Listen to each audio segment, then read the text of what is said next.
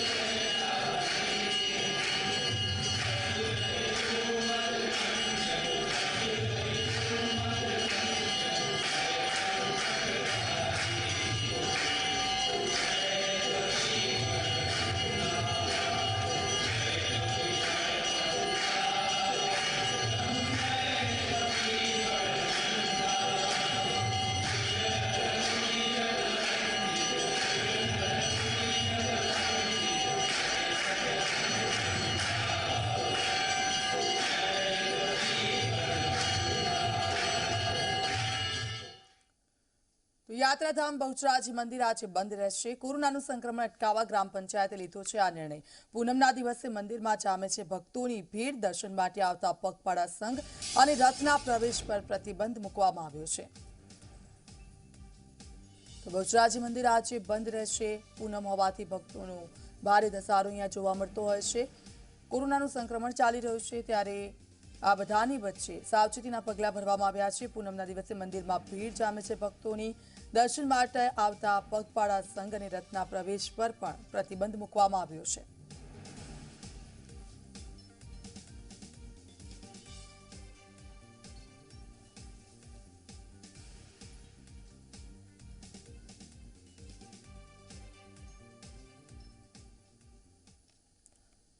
Corona પર સુનાવણી બાદ તેની કરીશું।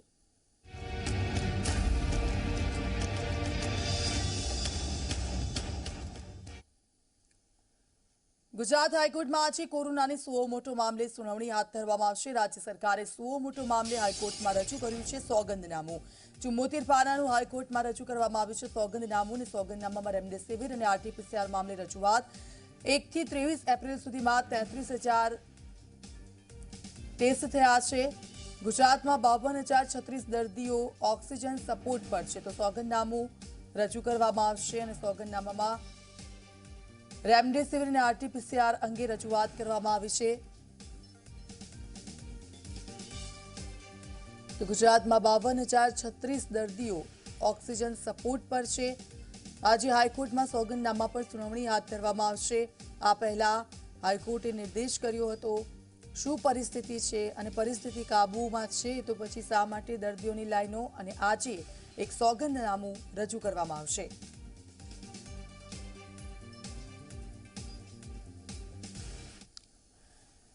ઝી 24 કલાક પર અત્યાર સુધીના સૌથી મોટા સમાચારને હવે ઘરમાં પણ માસ્ક પહેરવું જરૂરી. ડોક્ટર વીકે પોલનું આ કહેવું, ઘરમાં માસ્ક પહેરવાનો સમય આવી ગયો છે.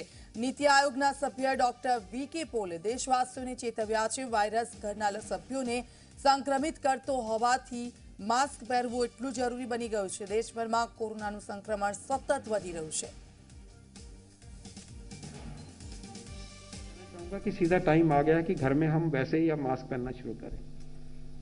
हम बाहर की बात करते थे, लेकिन संक्रमण जैसे है ज्यादा है तो घर में भी बाई चांस किसी को आ गया है तो जहां तक हो गए घर में भी जब हम किसी के साथ बैठे हैं तो मास्क लगाएं तो फायदा है. તો જ્યાં પણ શહેરમાં, નગરમાં કે જિલ્લામાં ક્યાંય પણ કોરોનાનો ટેસ્ટ પોઝિટિવિટી રેટ 10% કે તેથી વધારે છે અથવા તો હોસ્પિટલમાં જે ઓક્સિજન બેડ છે, આઈસીયુ બેડ છે અને 60%થી વધારે ભરાઈ ગયા છે, ત્યાં નવા નિયંત્રણો લગાવવાની જરૂર છે. રાત્રિ કર્ફ્યુ ઉપરાંત તમામ પ્રકારના મેળાવડા પર પ્રતિબંધ, બજાર અને જાહેર સ્થળો બંધ કરવાની જરૂર છે. તો જે પણ જિલ્લા કે શહેરમાં કોરોના ટેસ્ટ પોઝિટિવિટી રેટ 10% કે તેથી વધારે છે અથવા તો હોસ્પિટલમાં જે ઓક્સિજન બેડ છે અને આઈસીયુ બેડ છે તે 60%થી વધારે ભરાઈ ગયા છે, ત્યાં નવા નિયંત્રણો લગાવવાની જરૂર છે. નીતિ આયોગના સભ્ય ડોક્ટર પોલે જે વાત કહી છે તે દેશના તમામ રાજ્યોને, તમામ શહેરો, નગરો અને જિલ્લાઓને લાગુ પડે છે. તો ગુજરાત માટે પણ ડોક્ટર વીકે પોલનું આ નિવેદન ખૂબ જ સૂચક છે. देश में जहां भी ज्योग्राफीज में, टाउन्स में, एरियाज में, सिटी में भी हो सकता है, जिले में भी, जहां भी हमारा टेस्ट पॉजिटिविटी रेट जो 10% है या उससे ज्यादा है, या कि हॉस्पिटल्स जो हमारे ऑक्सीजन बेड है और आईसीयू के बेड में उनमें ऑक्यूपेंसी 60% से ज्यादा हो गई है, तो जहां ये चीज प्रिवेल हो रही है वहां नई रिस्ट्रिक्शंस जो कुछ तो कॉमन चली हुई हैं इस पीरियड में रही हैं, लेकिन जो मोर इंटेंस रिस्ट्रिक्शंस का प्रावधान किया गया है. नाइट कर्फ्यू की बात हो और particularly social, political, sports, entertainment, academic, cultures, festival, religious related gathering, congregation सबको बंद किया गया है. मार्केट प्लेसेस को, जिम्स को, इन सबको बंद करने के ऑर्डर्स दिए गए हैं. आप इसको जरूर जानते हैं, लेकिन मैं सोचा कि ये इम्पोर्टेंट है, इस बात को भी कहा जाए.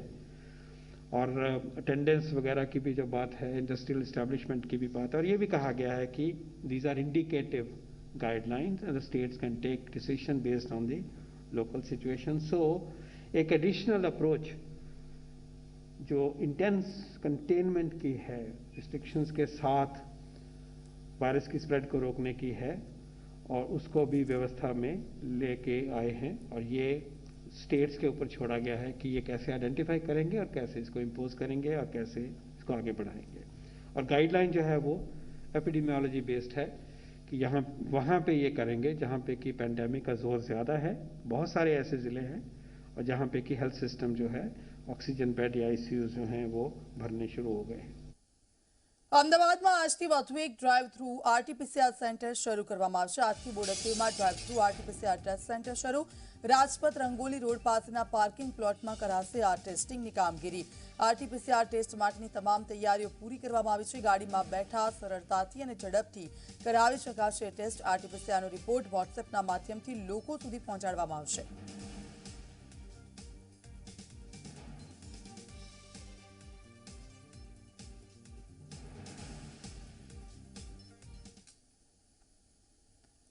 ક્યાં જાય છે ઓક્સિજન, વાત તેની કરીશું.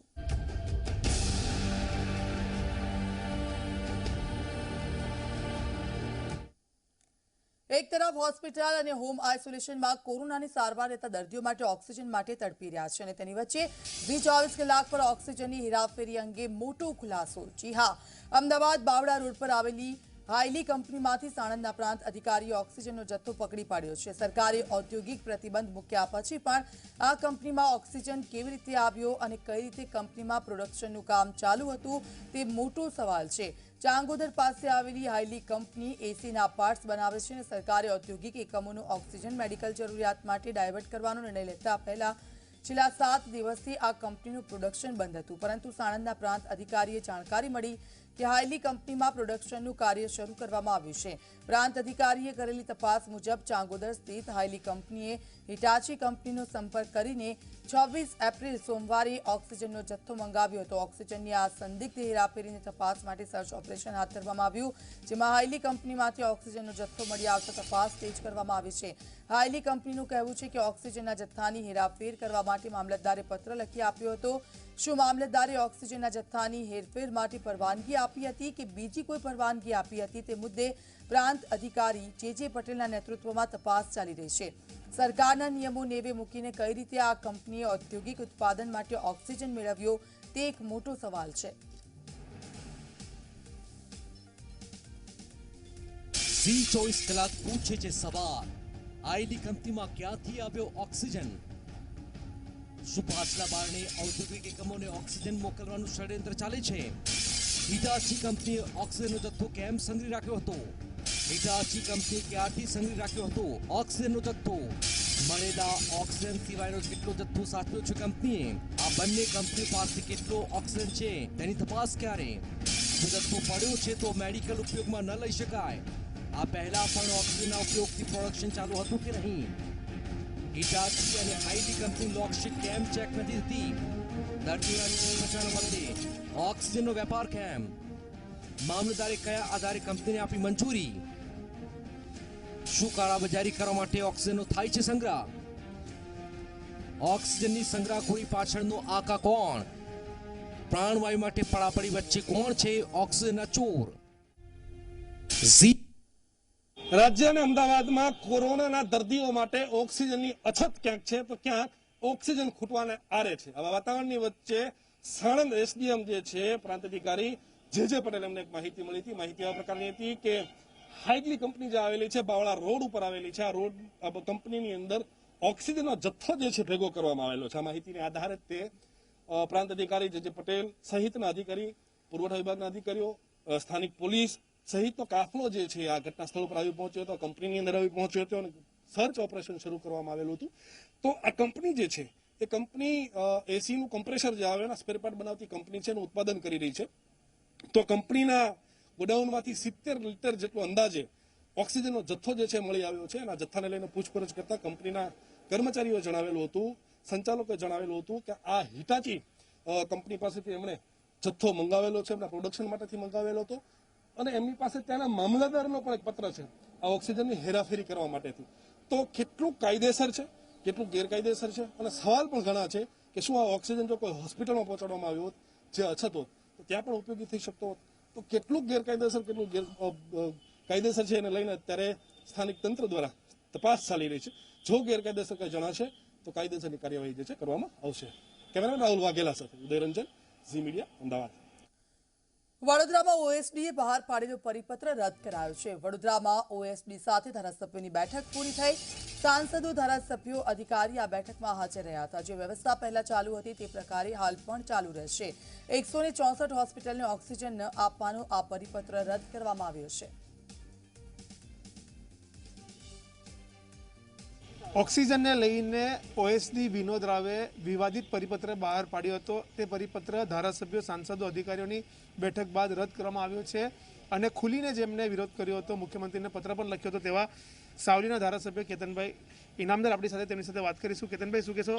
તમારા જે લેટર સીએમને લખ્યા, આખી રજૂઆત ત્યાં પહોંચીને ત્યાર પછી અત્યારે પરિપત્ર રદ કરવામાં આવ્યો છે, ખુશ છો? હવે ગઈકાલે જે પરિપત્ર હતો એ પરિપત્રને લઈને ગ્રામ્ય વિસ્તારની હોસ્પિટલોમાં સારવાર લઈ રહેલા દર્દી જે એકદમ અચાનક ઓક્સિજન પુરવઠો એમને બંધ થાય તો એ તકલીફમાં મુકાય. શહેરની અંદર પણ નાની હોસ્પિટલોની અંદર પણ સારવાર લઈ રહેલા દર્દીઓ એને પણ એ જો ઓક્સિજન 164 હોસ્પિટલ જેવી હતી કે જેને ઓક્સિજન પુરવઠો નહીં મળે એવો પરિપત્ર હતો. એ પરિપત્રને લઈને અને એનું કારણ માત્ર એટલું હતું કે વડોદરા શહેર જિલ્લાની અંદર ઓક્સિજનનો પુરવઠો અત્યારે ઓછો આવે છે. ઓએસડીનું કહેવું એવું હતું. એટલે મારું મુખ્યમંત્રી સાહેબને એક જ રજૂઆત હતી કે બરોડા મધ્યમમાં આવેલું શહેર છે, ટ્રાઇબલ વિસ્તારના લોકો, અધર સ્ટેટના લોકો પણ અહીંયા આગળ સારવાર લઈ રહ્યા હોય ત્યારે ઓક્સિજનનો પુરવઠો પૂરેપૂરો મળવો જોઈએ. અને સાહેબે પણ મને 15-20 મિનિટ ટેલિફોનિક ચર્ચામાં પણ એમને હૈયાધારણા આપી છે.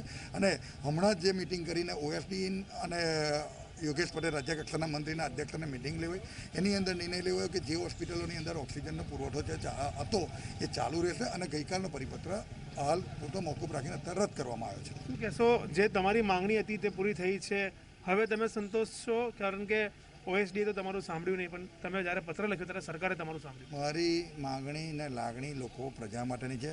આ સરકાર પણ પ્રજાની સાથે જોડાયેલી છે. મુખ્યમંત્રીશ્રીએ પણ બહુ ગંભીરતાથી આ વાતને લઈને એમને તાત્કાલિક આ 164 હોસ્પિટલ ચાલુ રહે તે રીતે ઓએસડી સાથે ચર્ચા કરીને નક્કી કરેલું છે. હું આ નિર્ણયને આવકારું છું.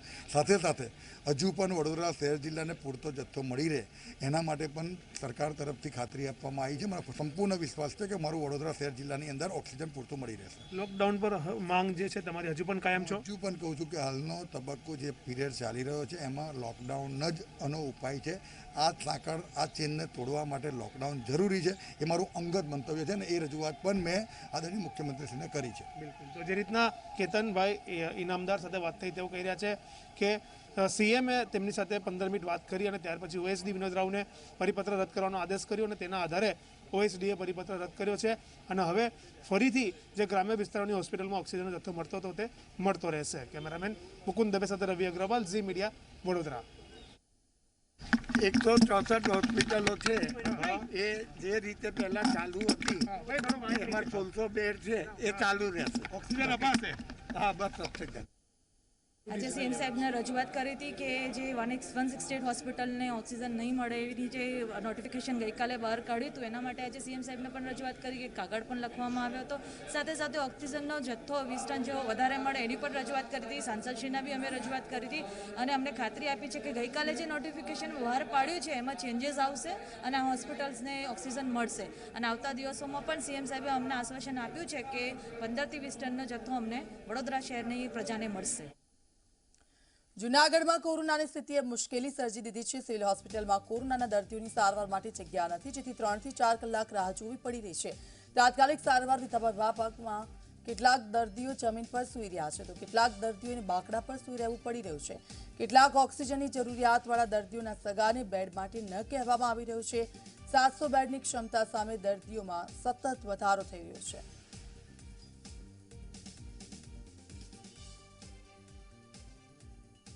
કાકાને ઓક્સિજન ઘટે છે સાહેબ. અમે 3 કલાક છે આવ્યા છે, હરિયા પટ્ટી આમથી આમ ખાય છે, કોઈ જવાબ નથી દેતા. બેસો બેસો બેસો એ બધા કહે. 3 કલાક છે અમે હેરાન થઈ છે, આમથી આમને આમથી આમ. અમે હરિયું કાઢી કાઢી અમને ચક્કર આવી ગયા. અમારા સંબંધી છે એને લઈને આવ્યા છીએ અમે અહીંયા. હવે અહીંયા અત્યારે બેડ મળે એમ નથી, બરોબર. તો હવે અમારે કઈ લાઈન લેવાની? દર્દીને અત્યારે શ્વાસ થોડોક ચડી ગયો છે, રિપોર્ટ પોઝિટિવ આવ્યો છે, બરોબર. તો હવે અમારે કઈ લાઈન લેવાની? અહીંયા બેડ છે નહીં અત્યારે. પાટણમાં કોરોનાના કહેરથી દર્દીઓની સ્થિતિ કફોડી બની છે. ધારપુરની કોવિડ હોસ્પિટલો બહાર 108ની લાંબી કતારો. ધારપુરની કોવિડ હોસ્પિટલમાં 250 જેટલા બેડ છે જે તમામ દર્દીઓથી ભરાઈ ચૂક્યા છે, જેથી નવા દર્દીઓને લઈને આવતી 108ની હોસ્પિટલની બહાર લાઈનો લાગી રહી છે. બેડ ખાલી ન હોવાથી કલાકો સુધી દર્દીઓ 108માં જીવન મરણ વચ્ચે ઝૂલા ખાઈ રહ્યા છે. કોરોનાની સારવાર મેળવવા માટે કલાકો સુધી રાહ જોવી પડે છે, જેથી બેડની સંખ્યા વધારવામાં આવે તેવી લોકોએ તંત્ર પાસે માંગ કરી છે. પાટણ શહેર સહિત જિલ્લાની અંદર કોરોના મહામારીને લઈને જે કોવિડ હોસ્પિટલ જે ધારપુર ખાતે બનાવવામાં આવી છે તેના દ્રશ્યો બતાવવામાં આવે કે કેમેરામેનને કહીશ કે અહીંયા જે ધારપુર કોવિડ હોસ્પિટલ છે તેમ જે રીતે કહી શકાય કે 250 જેટલા બેડની સુવિધા છે, પરંતુ તમામ જે બેડ છે તે ફૂલ થઈ જવા પામે છે. જેને લઈને કહી શકાય કે આપ જે કેમેરાની અંદર દ્રશ્યો જોઈ શકો છો કે જે 108 ઇમરજન્સી છે તે સહિત જે ખાનગી વાહનોની અંદર પણ મોટી સંખ્યામાં દર્દીઓ અહીંયા આવી રહ્યા છે અને અહીંયા જે રીતે કહી શકાય કે હાલમાં 200 ને જે 50 બેડ છે તે પણ ફૂલ થઈ જવા પામે છે. તેને લઈને વેઇટિંગમાં હાલમાં જે એમ્બ્યુલન્સો ઊભી રહેવા પામે છે. ખાસ કરીને વાત કરવામાં આવે તો જો ઇમરજન્સી જે 108 તેમજ જે એમ્બ્યુલન્સો છે તેમનું જે વેઇટિંગ નંબર છે જે 124 વેઇટિંગમાં હાલમાં ચાલી રહ્યું છે, ત્યારે જે ખાનગી જે વાહનોની અંદર આવતા હોય દર્દીઓ તેઓનું જે રીતે કહી શકાય 465 જેટલા વેઇટિંગ ચાલી રહ્યું છે. એટલે કહી શકાય કે ક્યાંક ને ક્યાંક જે રીતે કહી શકાય કે અહીંયા બેડ ઘટી જવાના કારણે હાલ તો દર્દીઓ એમ્બ્યુલન્સની અંદર સારવાર થઈ રહ્યા છે, ત્યારે જે પ્રમાણે નંબર આવે તે પ્રમાણે તે દર્દીઓને અહીંયા એડમિટ કરવામાં આવે છે. પ્રેમલ ત્રિવેદી, ઝી મીડિયા, પાટણ. બોટાદના ઢસા ગામમાં સ્મશાન ગૃહમાં વિષ્ણુ યાગ યજ્ઞનું આયોજન કરવામાં આવ્યું. કોરોના મહામારીમાં મૃત્યુ પામનાર મોક્ષની પ્રાપ્તિ કરી શકે અને વિશ્વને કોરોના મહામારીથી આઝાદી મળે તે માટે યજ્ઞ યોજવામાં આવ્યો. 18 થી 20 હજારની વસ્તીવાળા ઢસા ગામમાં કોરોનાના કારણે ઘણા લોકોના મૃત્યુ થયા. દરરોજના 3 થી 4 કોરોનાના દર્દીઓના મૃતદેહોને અગ્નિ સંસ્કાર આપવામાં આવે છે. વિસ્તારમાંથી અત્યારે ગ્રામીણ વિસ્તારમાં પણ આ કોરોના મહામારી ફેલાઈ રહી છે, તો એ માટે જે લોકો મૃત્યુ પામ્યા છે એના મોક્ષ માટે સમગ્ર ઢસા ગામ તેમજ કૈલાસધામ ટ્રસ્ટી વતી આ મહાવિષ્ણુ યજ્ઞનું આયોજન કરવામાં આવેલ છે અને સદગતના આત્માને ભગવાન શાંતિ આપે એ માટે આ મહાવિષ્ણુ યજ્ઞનું આયોજન કરવામાં આવેલ છે. હાલ ઢસામાં તો સ્થિતિ સમતોલન છે, પણ એ આ સ્થિતિને રોકવા, મહામારીને રોકવા યજ્ઞ વિષ્ણુ યજ્ઞ કૈલાસધામ ટ્રસ્ટ તથા ઢસા ગામ સમસ્ત ઢસા ગામ વતી કૈલાસધામ ટ્રસ્ટ એટલે યાની શમશાનમાં રાખેલ છે. તો આ સાથે બુલેટિનમાં હાલ બસ આટલું. વધુ અપડેટ્સ માટે આપ જોતા રહો ઝી 24 કલાક. નમસ્કાર.